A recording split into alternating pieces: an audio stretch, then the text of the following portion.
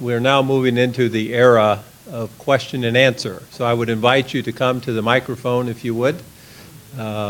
Please state your name and have at it. Thank you. Hi, I'm Tam Voynick. I was wondering, we've heard a lot about the challenges in West Texas, and that legislators from East Texas are not as interested in water problems.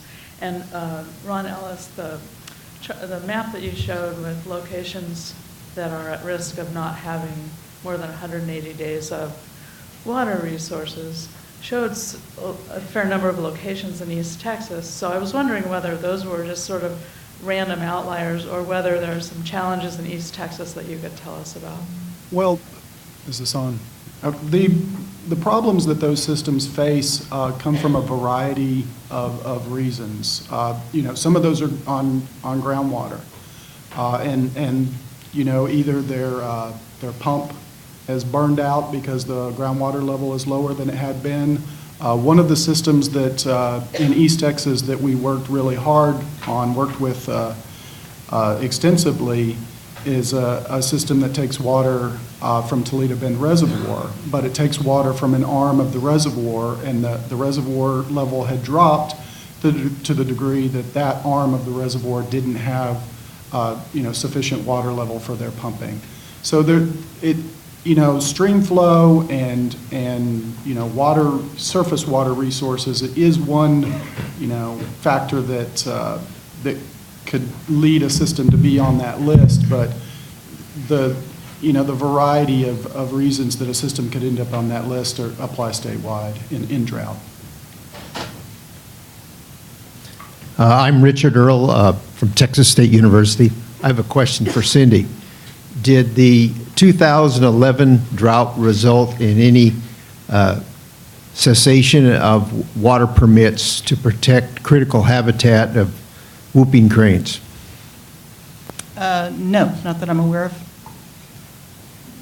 What's the status of the Sierra Club suit on that matter? As I understand it, the federal judge in the case will be issuing her ruling. Todd is probably more well before the Sierra Club has faints. They're not part of that suit. Oh, I'm sorry, so not the Sierra Club. Whooping crane. Yeah, the lawsuit is in the judge's hands now, and she's said a couple times she's going to rule sometime around the end of the summer, but she could rule any time at this point. If I could follow on to that question, because we haven't really touched upon the Edwards Aquifer Recovery Implementation Plan, and I think it's critically important that we do for a moment. I'm curious, Dr. Robert Gully did what is a remarkable job in bringing stakeholders from across the area together to actually do what I think is a landmark approach toward improving an approach toward water and water management overall. I'm curious, are there things that we should be learning from that process that can really have significant impacts on, again, assuring adequate, sustainable water supply to meet demands across the entire state?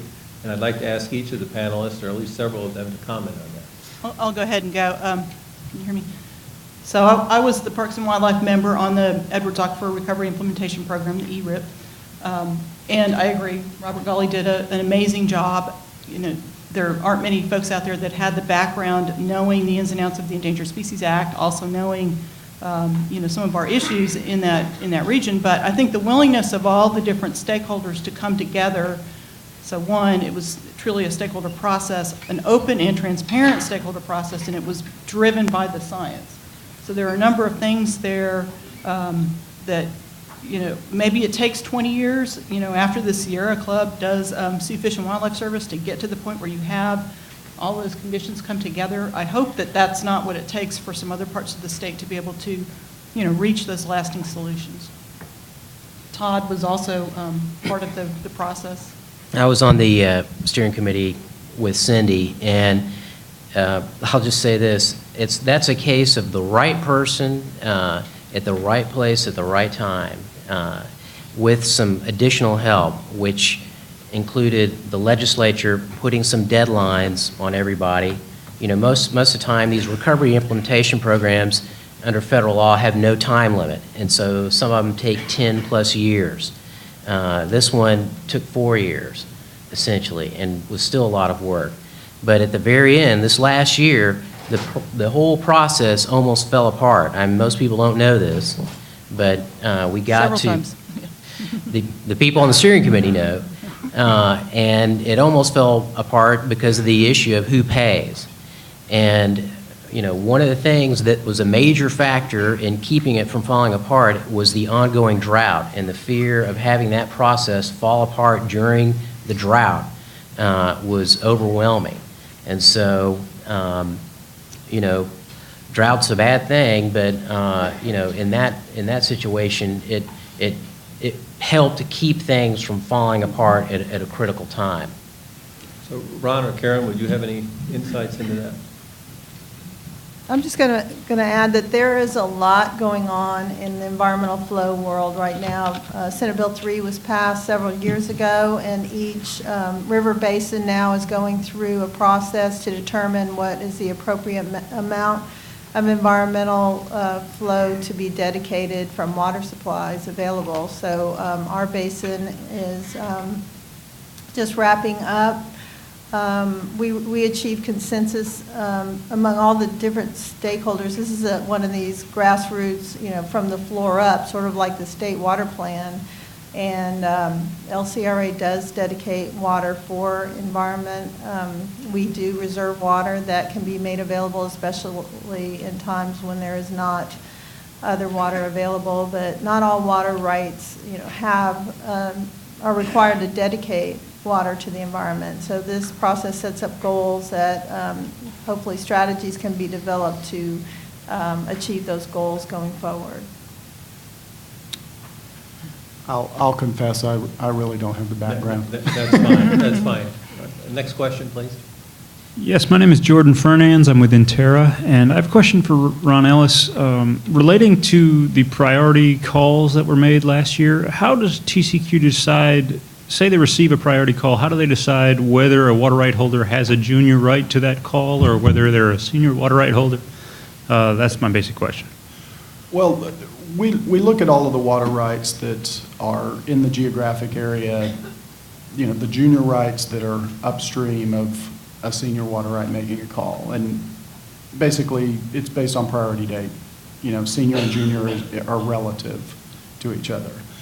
So we look at, we try to identify the least number of water rights, junior water rights, that can be impacted to have to make water available to the senior water right that can be beneficially used by that senior water right.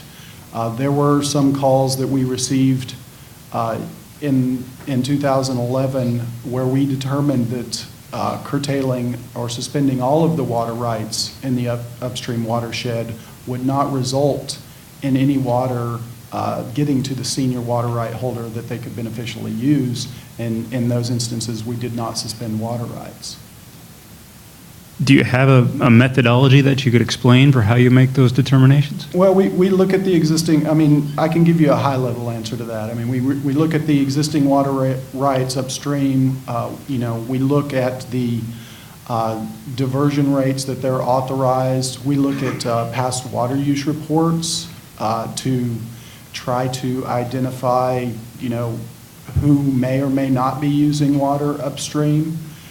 And, you know, we use the best available information we have to make our best guess at this point as to what could arrive at the senior water rights location. Thank you.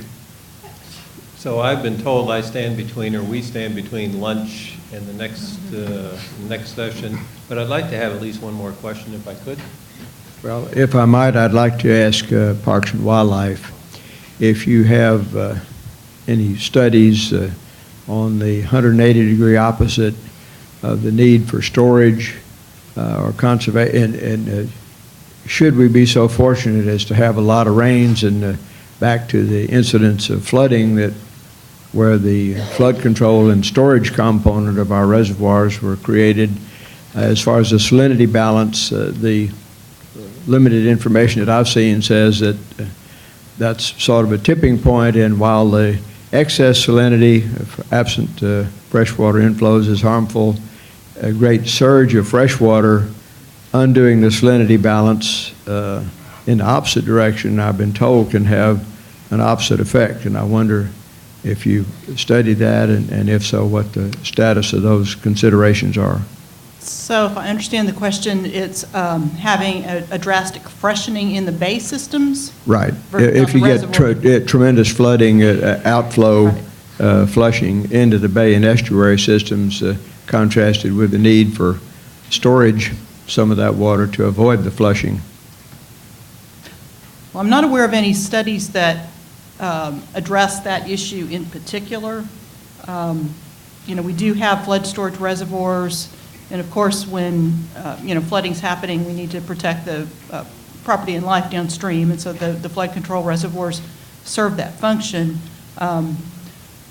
There have been instances of freshwater impacts to our estuaries if the freshwater happens at a time during different species life cycles that could be detrimental.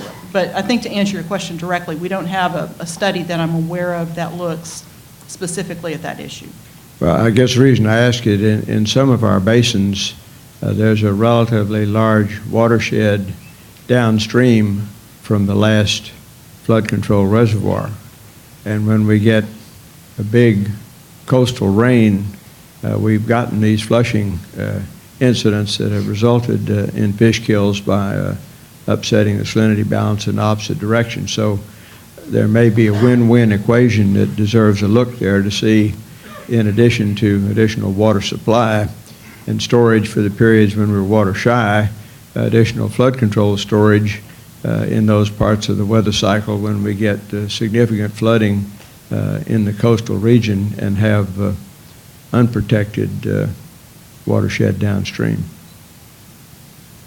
Thank you for that question, and let me just wrap up. I at least a few takeaways. Firstly, I heard that drought was good. Life as a fish is really, really tough. And the third takeaway is, let me thank our panelists one more time for an excellent session.